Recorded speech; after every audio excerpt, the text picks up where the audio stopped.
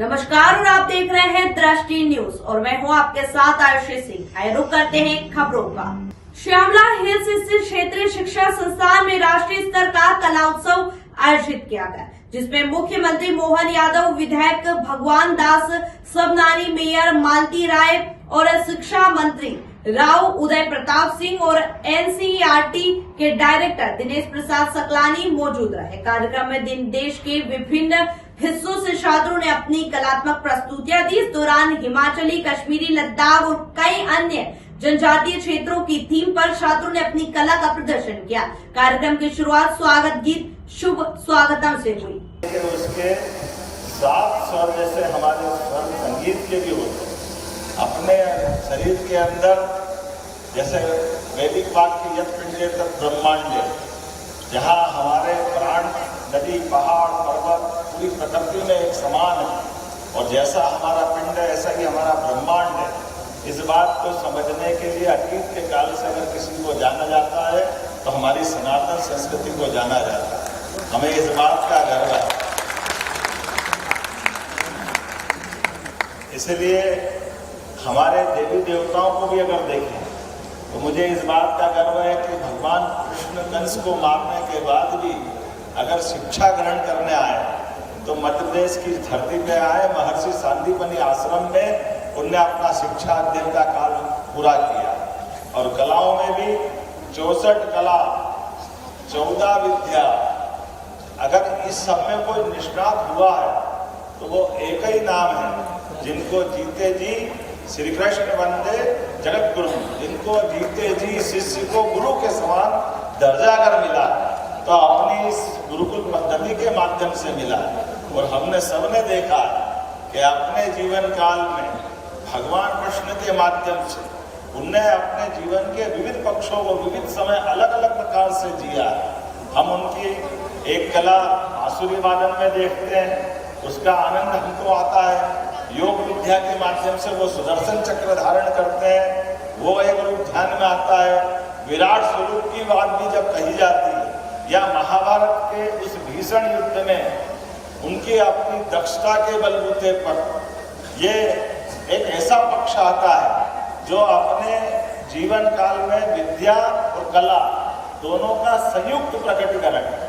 वो संयुक्त प्रकटीकरण कैसा है हम सब जानते हैं कि भगवान कृष्ण ने एक बार जो आया है उसको जाना और आने के जाने के क्रम में हमारे बीच प्रत्येक जिंदगी का एक एक लम्हा, एक एक समय उतना ही महत्व का है हमारे लिए। एक नहीं, ऐसे अनेक उदाहरण उनके बलबूते पर हमारे माध्यम से, भगवान कृष्ण के माध्यम से दिखते हैं। आपके यहाँ पर भी इस कला उत्सव के माध्यम से आपने भी वो सारी व्यवस्थाओं को जोड़ने का प्रयास किया माननीय मोदी जी के माध्यम से। कितना अच्छा लगता है कि कथकली की बात भले होती है लेकिन भगवान कृष्ण हो और अलग अलग देवी देवताओं की पूरी कथा सुनाने के लिए नृत्य शैली से भी कथा कही जा सकती है। ये हमारी कितनी अच्छी परंपरा है। ऐसे ही श्रीमद् भागवत बैठ करके पारायण कराने की पद्धति तो हमने सुनी होगी, लेकिन नारदी संकीर्तन के माध्यम से वो भी कोई भागवत होती है। ये भागवत अगर दिखाई देती है तो ये हमारे यहाँ दिखाई देती है। हमारे लिए एक नहीं, ऐसे कई उदाहरण भरे पड़े हैं जिन उदाहरणों के माध्यम से अतीत से काल के इतिहास को जानने का। लेकिन भोपाल में अगर बात कर रहा हूँ तो राजा भोजपाल याद करता हूँ, राजा भोज याद करता हूँ। हमने सबने एक मुहावरा सुना होगा, वो मुहावरा गलत है। मैं आपको उसका अतीत का इतिहास बताना चाहूँगा। मुहावरा कहते कहाँ राजा भोज और कहाँ। अब ये इसी प्रकार का एक उदाहरण है जो मैं बताना जा रहा हूँ। ये मुहावरा गलत है। मुहावरा का अतीत का इतिहास ये है कि राजा भोज अपने पूर्ववर्ती जिनके माध्यम से उनने अपनी सत्ता पाई थी, सिंधुराज ने अपने मूल बेटे उनके, वास्तव में उनका तो जो मूल बेटा है वो अपना सिंधुराज का बेटा था, बहुत यशस्वी राजा था जिसका नाम है राजा मुंज।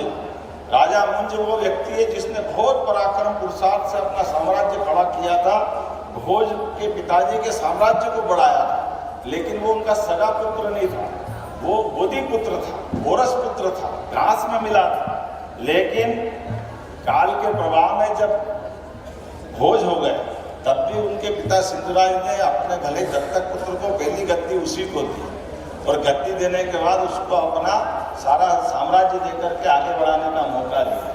लेकिन एक गलती हो गई भोज से, मुंज से, जब उनने एक अपनी असावधान व्यवस्था के आधार पर युद्ध लड़ लिया और एक युद्ध में उनका प्राणांत हो गया। महापराक्रमी राजा की दुर्दशा युद्ध में ऐसी हुई कि जो कभी उस काल में युद्ध में किसी युद्धबंदी राजा के साथ नहीं होती थी। लेकिन उस दुर्दशा के बाद भी राजा भोज जब थोड़े से बड़े हो रहे तो ये बहुत सारी विधा के जानकार हैं, लिखने के, पढ़ने के, आयुर्वेद के, कविता के, साहित्य के, श्रृंगार के, सब प्रकार के गुणों से। और जब मालूम पड़ा कि भोज शांत होकर राजा ये मुंज शांत हो गए और राजा भोज को मौका मिला और सेना ने कहा कि अपने को बदला लेने जाना है। तो बदला लेने के मन में, इनकी मन में जो दूसरे कलाओं के या दूसरे गुण थे तो इनको वो युद्ध का एहसास ही नहीं था। इनके सामने एक नाटक दिखाया गया। उस नाटक में वापस वो सारी कलाओं के माध्यम से दृश्य दिखाया गया जिसके माध्यम से भोज को राजा मुंज के साथ हुए अपमान की और उनकी सेना की पराजय की पूरी प्रस्तुति दिखाई गई। उस प्रस्तुति के बलबूते पर राजा का खून खोल उठा और उसने एक साथ युद्ध किया दो बड़ी बड़ी सेनाओं से। एक उस समय के राजा हमारे बीच जैसे एक गांगे और तेलक, दो राज्य थे अलग अलग, गांगे तेलक, और राजा ने एक साथ युद्ध में दोनों को हराया भोज ने। इसलिए उस समय कहावत चल गई, कहा राजा भोज, कहा गांगे तेलक। धीरे धीरे करके राजा भोज का पराक्रम अपभ्रंश में गलत हो गया। तो मेरा आपसे निवेदन है, आगे कोई मुहावरा बोले तो संशोधन भी कर देना। वो बहुत बड़ा उनका पराक्रम का इतिहास जुड़ा हुआ, जाने अनजाने हमसे गलती हो जाती है, लेकिन कला की क्या महत्ता मैंने बताने का प्रयास किया। एक नहीं सैकड़ों उदाहरण है, हम सब उन कई सारी बातों को सीख सकते हैं। इतना गौरवशाली हमारा अतीत है। आज कलाकारों के माध्यम से एक बार फिर हमारे यशस्वी प्रधानमंत्री का अभिनंदन करें, श्रीमान नरेंद्र मोदी जी का जो कितने प्रकार से काम कर रहे हैं, जोरदार अभिनंदन करें माननीय मोदी जी।